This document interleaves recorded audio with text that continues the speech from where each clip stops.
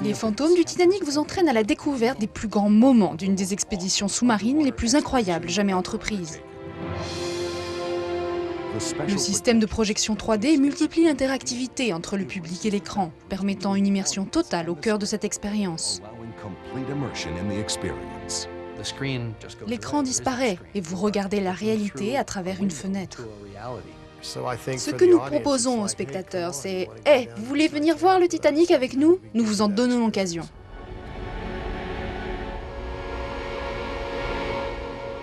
À 4000 mètres sous la surface, dans le noir total, le navire repose au fond de l'océan. Seuls 4 engins au monde sont capables de résister aux gigantesques pressions exercées à cette profondeur, 420 kg par centimètre carré. 2 de ces engins, les submersibles russes Mir 1 et Mir 2, ont été utilisés sur ce film. Cette mission se déroule dans un tout autre environnement. Vous devez faire votre boulot dans un minuscule vaisseau de survie. Vous êtes vraiment coupé du monde. Tout sur le tournage des fantômes du Titanic a été une épreuve d'endurance. Mir ne pouvait comporter que 3 membres d'équipage par immersion. Une coquille faite dans un alliage de nickel et d'acier et des hublots de 18 cm d'épaisseur protègent les passagers d'une pression telle qu'elle pourrait réduire en bouillie un coffre en acier.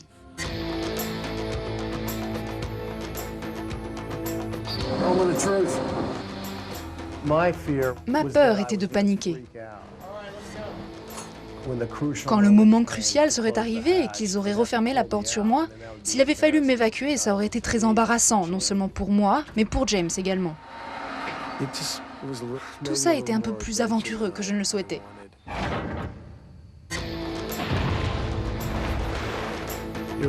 C'est comme se retrouver dans l'espace. Il y a énormément de précautions à prendre lorsque vous descendez aussi profondément. Oxygen? That's good. Yeah, be sure to turn that on. Ce n'était pas simplement l'idée de descendre au fond de l'océan avec ces tonnes d'eau faisant pression au-dessus de nos têtes, mais nous ignorions où nous allions.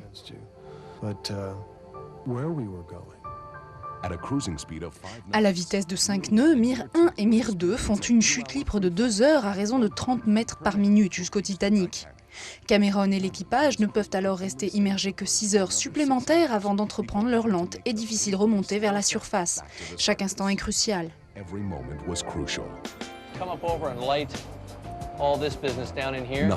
Rien sur cette expédition n'a été laissé au hasard. Cameron a utilisé des maquettes pour décider des angles de prise de vue et des mouvements de caméra pour chaque plongée. La navigation des submersibles Mir a été méthodiquement planifiée. Le relevé exact de la position du Titanic a été utilisé pour déterminer chaque plan. Mais l'innovation la plus remarquable utilisée lors de cette expédition a été les 2 BOT surnommés Jake et Elwood, inventés par Mike, le frère de James Cameron. Elles se déplacent comme des fantômes le long des coursives. J'étais comme un visiteur désincarné se déplaçant sur le bateau.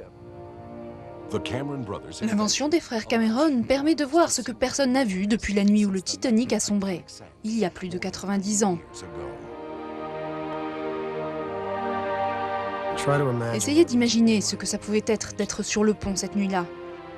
La décision cruciale que le capitaine Murdoch a dû prendre en moins d'1 seconde.